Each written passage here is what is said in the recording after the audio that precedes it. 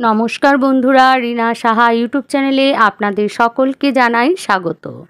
কালকে দেবীপক্ষের প্রথম বৃহস্পতিবার। এই দিন অবশ্যই আপনারা মা লক্ষ্মীর পুজো করবেন, কারণ কাল দিন থেকে আমাদের মাতৃপক্ষের শুরু হয়ে গেছে।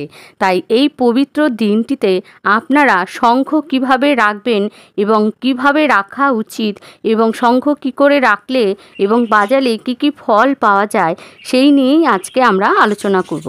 আমাদের প্রত্যেকের বাড়িতে শঙ্খ বা শাঁখ থাকে। শঙ্খকে কি করে রাখতে হয়, কোন দিকে মুখ করে রাখতে হয়, ভগবানের কাছে নাকি দূরে রাখতে হয়, শঙ্খ সোজা না উল্টো রাখা আছে, এগুলি আমরা কিছুই জানি না। এগুলো আমাদের জেনে রাখা দরকার। তা না হলে সংসারে সুখ সমৃদ্ধি আসার পরিবর্তে আমাদের সংসারে নেতিবাচক প্রভাব পড়বে, আমাদের সংসারে দুঃখ আসবে এবং অর্থের অভাব দেখা দেবে। আমাদের সংসারের ক্ষতি হবে দিনের পর দিন আমরা না জেনে। আসুন জেনে নেওয়া যাক আমাদের শঙ্খকে কি করে রাখা উচিত এবং শঙ্খ থেকে কি করে নেতিবাচক জিনিস নেওয়া যায় এবং কি করে শঙ্খ থেকে সুপ্রভাব নেওয়া যায় এবং এর ফলে ঘরে সুপ্রভাব বৃদ্ধি পাবে যায়। জানা যায় সমুদ্র মন্থন যেমন দেবী লক্ষ্মী উঠে এসেছিলেন, ঠিক তেমনি শঙ্খ সমুদ্র মন্থনের সময় পাওয়া গেছে। তাই শঙ্খকে খুব পবিত্র ও শুভ বলে মনে করা হয়। শঙ্খকে কখনো উল্টো দিক করে রাখবেন না, শঙ্খকে সব সময় সোজা দিক করে রাখবেন।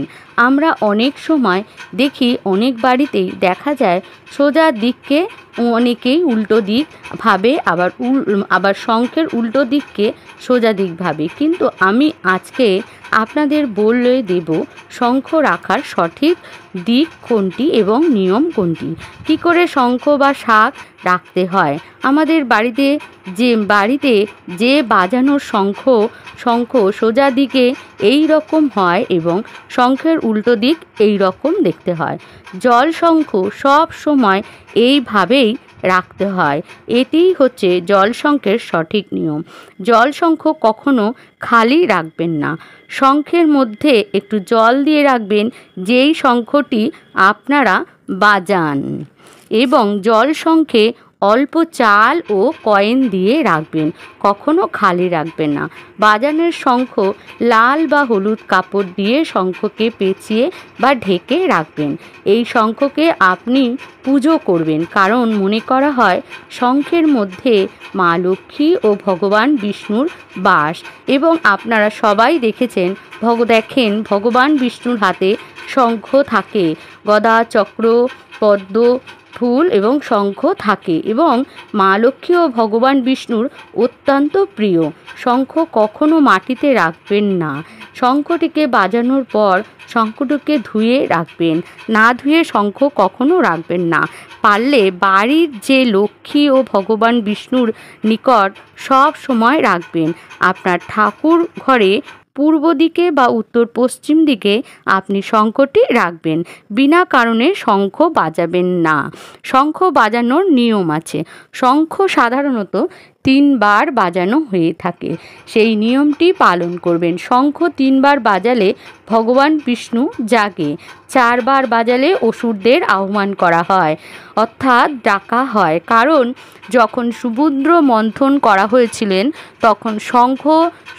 তখন অসুররাও সমুদ্র মন্থন করাতে সাহায্য করেছিলেন।